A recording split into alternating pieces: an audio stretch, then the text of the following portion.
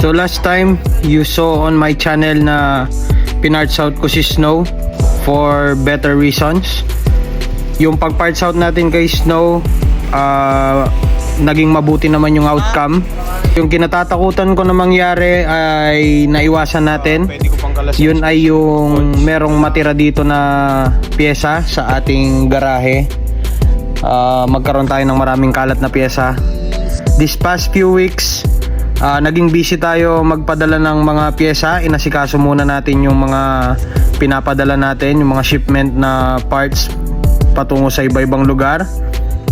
Hindi ko in-expect na ganun kabilis mauubos yung pyesa ni Snow. At kinagulat ko din ng biglaang kunin din yung kanyang buong shell, guys. So a big shoutout kay sir na bumili kay Snow.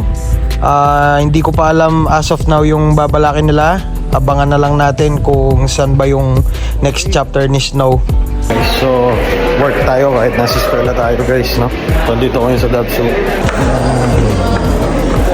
Let's go. Ikikitain tayong bumibili ng parts dun sa labas. Si Sir Tix Laksa, so bumili siya ng parts sa atin, yung canister tsaka yung starter ni Snow. So si Sir Tix yung bumili. Siyempre i-shoutout din natin si Kuya Mark from Pasig City. So bumili sila ng side mirror sa atin. So maraming salamat Sir Mark. Thank you, bye bye. So a big shoutout din kay Sir Neil ng San Isidro, Nueva Ecija. So diniliveran natin sila ng parts kahapon.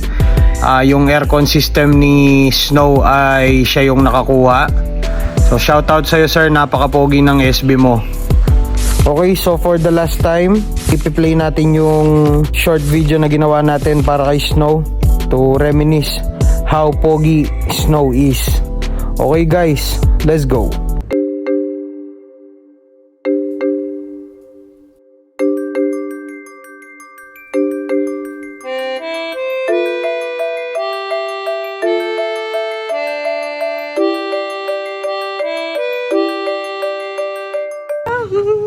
Nanay sakit dyan? Nanay sakit? Love life. Pita.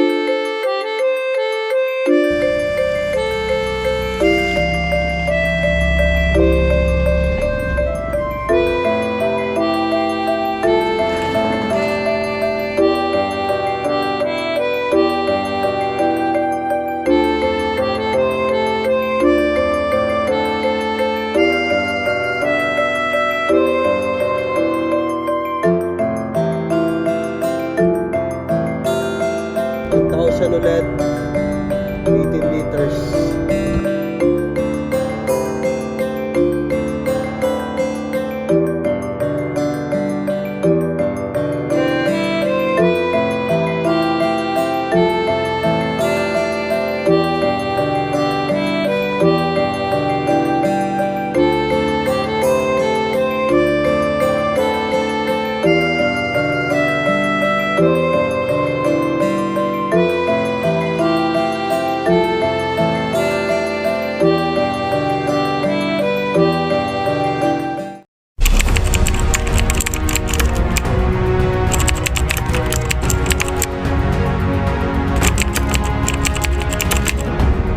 Subukan natin bumili ng sasakyan. So yung sasakyan na pagbibili natin, syempre pambibenta lang natin. Gusto ko lang magbenta ng isang kotse na luma. Tulong tayo sa kung sino, kung merong may kailangan ng sasakyan na maayos pero mura, yung tipong pwede nilang gamitin ngayong summer, tapos pwedeng gamitin tuwing umuulan, na safe sila sa ulan at hindi nababasa. So,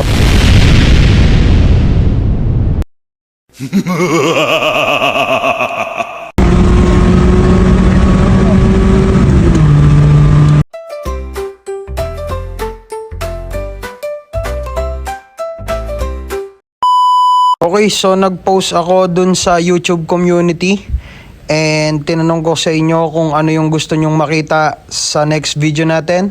Yung si Uno ba or yung Nissan Sentra? And ang sagot nyo ay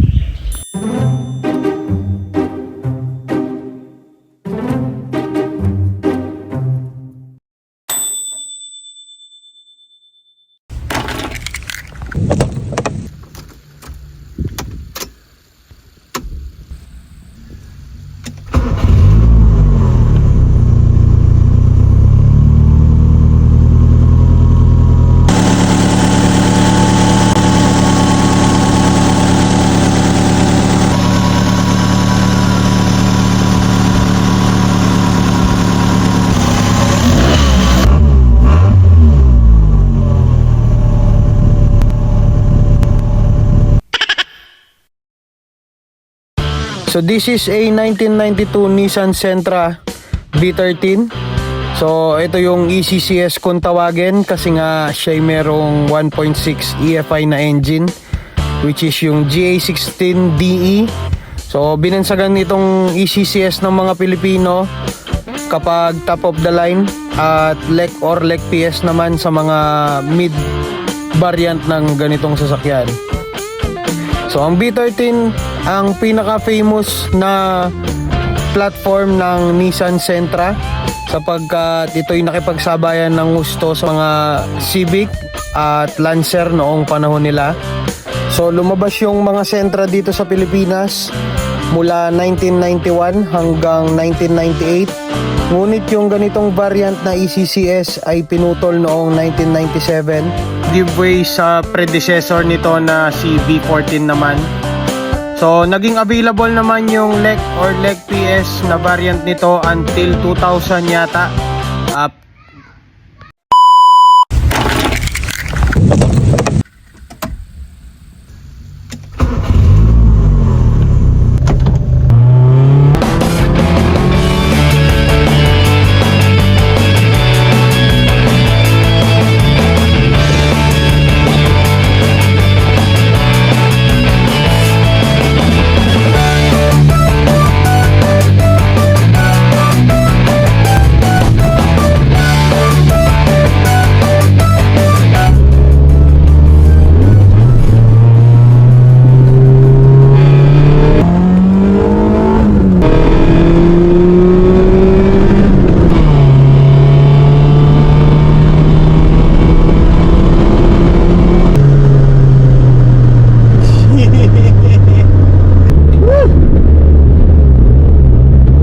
So what's up guys? So we're here at our brand new project. So ito yung isang ECCS, as I've said nga kanina dun sa intro natin guys. So ngayon gusto kong pag-usapan yung mga bagay na ano ba yung nagustuhan ko sa kanya nung kinukuha ko siya, kung bakit ba siya pumasa sa panlasa ko, and kung ano ba yung mangyayari dun sa original plan natin na ipambebenta natin tong sasakyan na to. Baka mamaya sabihin nyo na baka siguro may tinatagong issue kaya hindi na ibebenta. So pag-uusapan natin ngayon yan lahat. Syempre ang pinaka mystery question natin guys for today's video, kung magkano ko ba nakuha itong sasakyan na to. So yun guys, bali subaybayan nyo yung video na to. Isa tong masayang video, isa tong masayang series. Sama-sama tayo sa isang brand new start sa ating YouTube channel guys. Okay, let's go! Okay guys, so yun no, bali umpisahan natin sa mga traits na nagustuhan ko dito sa kotse nung kinukuha ko to. So siguro kapupulutan nyo na rin to ng aral kung paano ba kayo bibili ng sasakyan pagka trip nyo na bumili. Kung ano ba yung tinitignan ko, kung ano ba yung qualifications ng isang sasakyan na kukunin ko para maging pasado sa akin. Jump on tayo dun sa nung part na kinukuha na natin tong sasakyan na to. So makikita nyo dun na parang ang bilis ko lang siya tinignan. Kasi guys, matagal na ako sa mga Nissan na ganito. Ilang unit na rin yung hinawakan ko na ECCS. So yes, mostly po sa kanila ECCS sila. Kasi nga nung time na ako yung nagbabuy and sell, sila yung pinaka mabenta. So alam ko na yung mga spot na kailangan kong tignan dito sa sasakyan na to. So unang-una guys is yung katawan ng sasakyan. Syempre pagdating sa katawan guys, unang sipat mo pa lang dito sa sasakyan na to, nakita ko na agad na may potential yung sasakyan na to. Talagang yung urge ko na makabili ng unit na pambenta talaga andon. So ayun, bali nung time na pagsilip ko dun sa katawan niya guys, and biglang nakita ko nga na medyo okay yung sasakyan, naging interested ako. And then nung lumabas na si sir, tinignan ko yung mga ganito, ganyan. So yes po, meron siyang maraming issue na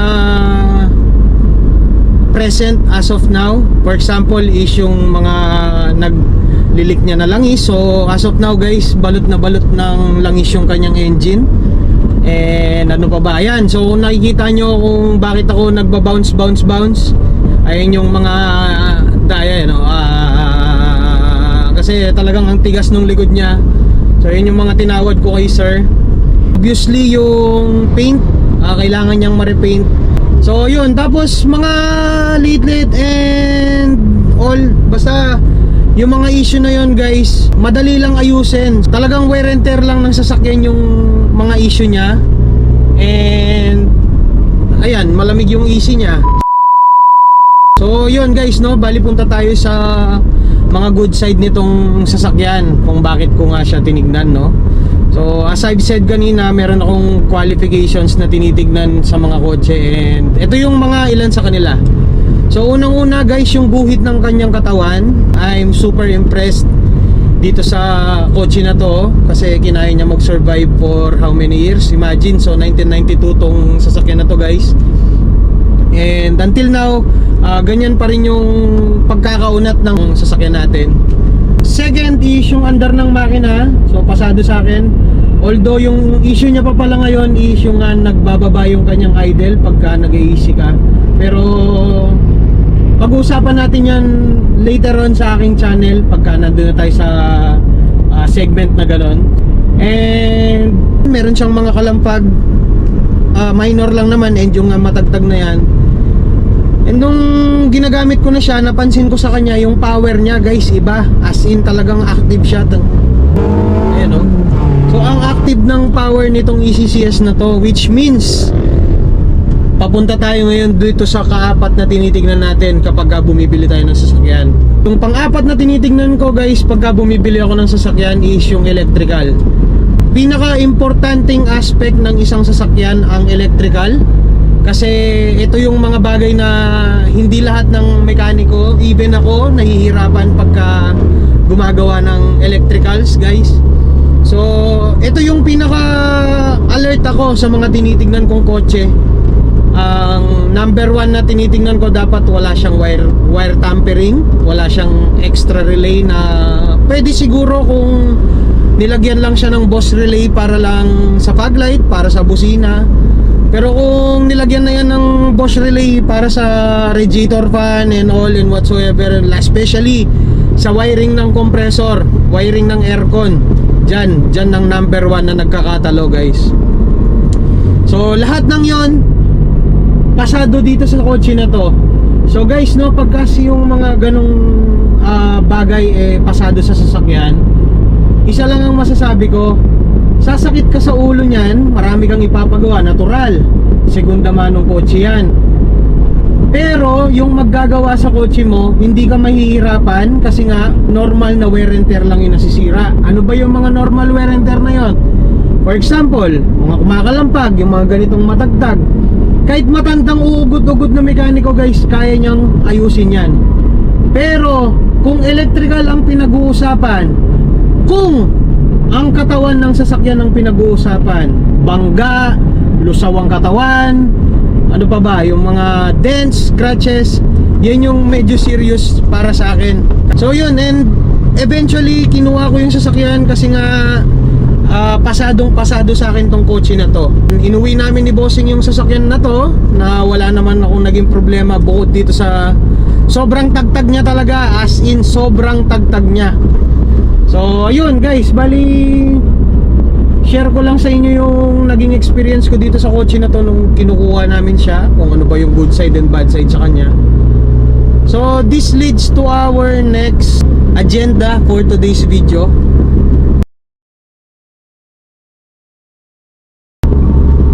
Gusto ko muna kayong sabihan na hindi ko na ibebenta yung sasakyan kasi I am quitting buy and sell. For now lang naman guys, kasi talagang hindi ko na kaya hindi ko na masikmura yung mga kalokohan na nangyayari sa mga kapwa natin na nagba-buy and sell noon. So hindi naman tama yung manloko ka ng tao. Minsan nga nalulungkot ako kasi syempre hindi naman sa pagmamayabang, pero I have the right na ipagmayabang yung bagay na to kasi nga syempre nakakaintindi tayo. So minsan magpo-post ako, magpo-post ako ng sasakyan, and ganito nga yung qualities na pinopost ko. Yung tipong sasakit yung ulo nila pero may papagawa nga nila ito ng madali. And syempre hindi naman tayo buyers and sellers, ay hindi naman sila nagsispeak sa isang language lang, so mahirap magkaintindihan yung ganun. So yun, nakakalungkot kasi minsan nadadala tayo dun sa sikat yung tao kaya tayo bumibili. So guys, no, so itong message ko na to parang hindi lang to sa isang tao, na hindi lang to naka-pinpoint sa isang tao. Maraming nagbabuy and sell dyan ang kailangan makarinig ng little message ko na to. So please lang, wag nyo nang ibenta yung mga sasakyan kapag ganito yung qualities. So napakahirap ayusin po ng ganyang sasakyan kasi nga ang pinag-uusapan ay katawan, at for sure kung ganyan yung inabot ng sasakyan, what more yung electrical niya, 'di ba? So tama na muna kung sakaling sila gusto nilang ganun. Ako quit na muna ako kasi hindi ko masigmura yung tipong magbebenta ako ng sasakyan na alam kong magkakaproblema yung bibili. And naalala ko pa nga na pinost ko si 1K for 75,000. Tapos ang daming tumawa, ang daming mga haha-reacts dun sa pinost ko kay 1K. And expected ko naman yun kasi guys, talagang mechanic and a regular car user, o yung tinatawag na mga end user, hindi naman sila lahat nakakaintindi. So yun lang yung ano ko dito kay sa unit natin, kaya tinigilan ko na muna yung pagpo-pursue dito na mag-buy and sell. Kasi gagamitin na lang natin siya for this another content.